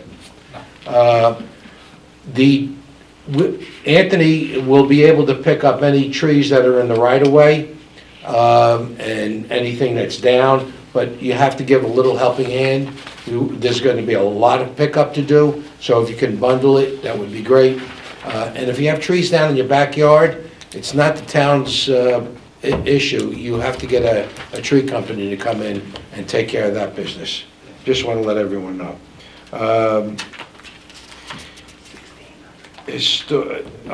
Water and sewer. We're working on, Jerry, our operator for our 3 package treatment plants, is setting to retire in a couple months. And I think Rich is already reaching out and trying to get a operator that can spend some valuable time with Jerry, learning the systems, so they can pick up and continue on as we need them to continue until our sewer system gets effective. So we need that guy, and I think Rich has already reached out to Northwest Bergen. Anyway, I'm not going to take any more time. I think that's it. Oh, my. You came close. I'm not coming close. That was the best report, though, I gotta tell you so. Okay, thank you. Okay, Councilman. Oh, thank you. Thank you, Mayor. OCC had a meeting last night. I just want to let everybody know that under Ryan's leadership, there's a whole new energy involved with the committee, and they are getting ready to start working on the newsletter again. I know that's been deficit for a couple of years due to issues of some of the members. Also, there are 2 openings still available for alternates. If anybody has any experience or wants to get involved with the newsletter or editing, I think it'd be a wonderful fit. And once again, I just want to reemphasize the fact there's a lot of energy in the room, and the committee's really starting to come together very nicely. So stay tuned with more information on that. Library. There was a meeting today at the library. I'm happy to report that walls are up. Sheetrock is going up in the next couple of weeks or a couple of days. They might actually be doing some spackling. Most of the electrical rough out is done. Working on the environmentals as far as HVAC. And really it's coming along really nice. What I'll do is next meeting I'll put a couple pictures together that I can show to the public and the council as well as far as how the construction is going. Also, this was brought to my attention, just a public service announcement for the library. There's going to be a program called Screen Time Program at the library. The amount of screen time exceeded is excessive, causing ADHD from using video games, lack of focus, and reliance on medicine. So that's really a program for the adults. That's April 18th at the library. So you can certainly find it on their Facebook page and or their website. And I know that everybody's really thanked the first responders and all the borough employees in town, and I'm just going to keep it very short. They did a wonderful job. And I just want to really just, the residents, I mean, some of the patience that they showed was really extraordinary, not having power for several days.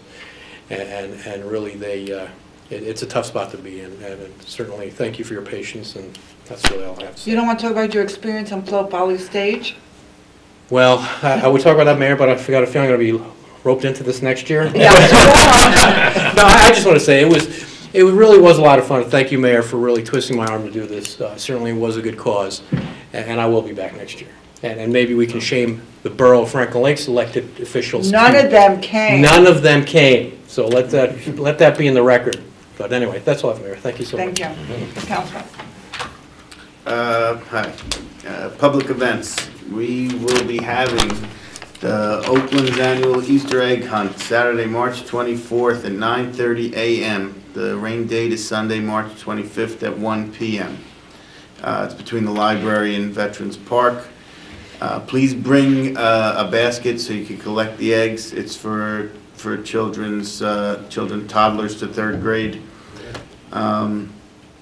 Refreshments will be provided. There will be some bouncy house stuff there, and you can get your picture taken with the Easter Bunny, and it's sponsored by the Public Events Committee. Public Events Committee, we're still looking for members. Please come. Like I always say, it's a fun group of people. It's there's a lot of work to do. The more hands, the better. And we have a lot of great events in town, and with everybody's help, it goes nice and easy. That's it for public events. The schools, we had our meeting. We met about security in the schools. Everybody's concerned about security in the schools, and we just want everyone to know that that's one of the main priorities of the school district. And it was a very positive meeting. There's a guy, Charlie Wolf, there. He's the security liaison for the schools. He's mostly in the high schools, but he also consults in the grammar schools. And we just want to let you know that we're doing. We try to improve the security of the schools every day, and it's our one of the number one priorities. And also, we will be meeting again just to keep abreast of what's going on. Thank you. That's it. Thank you. Mayor, I just want to mention one thing. You know, when you don't have power, you realize what you need and what you don't need. And I found that real quick.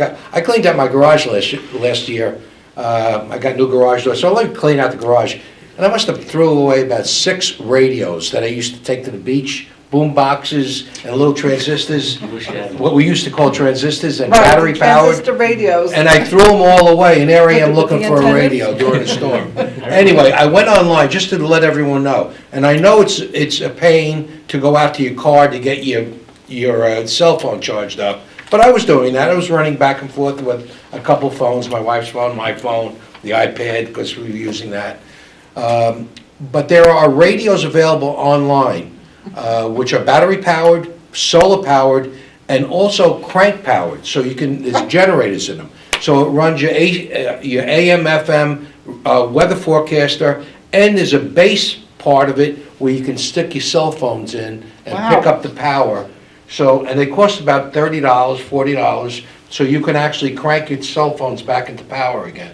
So just a matter of public information, go online. I bought one, I bought a couple lanterns. They cost about $30, and the lanterns have LED lights in them. 3D batteries last 6 days. So it's a good thing to have. We had candles going all over the house.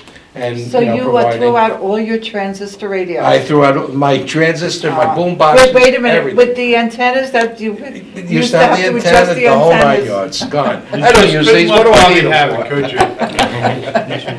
Anyway, just a public service. announcement. Okay, bills to be paid. Yes, Mayor, bills to be paid, $384,310.46, so moved. Second. Any questions? Roll call. Councilman Biallo. Yes. Councilman Natt. Yes. Councilman Kamala. Yes. Councilman Levy. Yes. Councilman Adjourn Pinkstone. Yes. before Councilman that, Calhoun. right? Yes. No, We don't adjourn. We don't adjourn, we go back into closed session. Okay, so at this time, we have to go into a closed executive session. So we're not adjourning, but we will be back. Is there a motion to go into exec? So moved. All in favor? Aye. We're going into exec. Second was the first. We'll be back after this short message from our sponsor. Somebody else. Why are we going into this? We have to discuss the Oh, DPW Boswell. and DPW And hire. Boswell. No. To do what? DPW hire Yeah. and Boswell. I know what I want to do. Yeah, and, other DPW. Personal.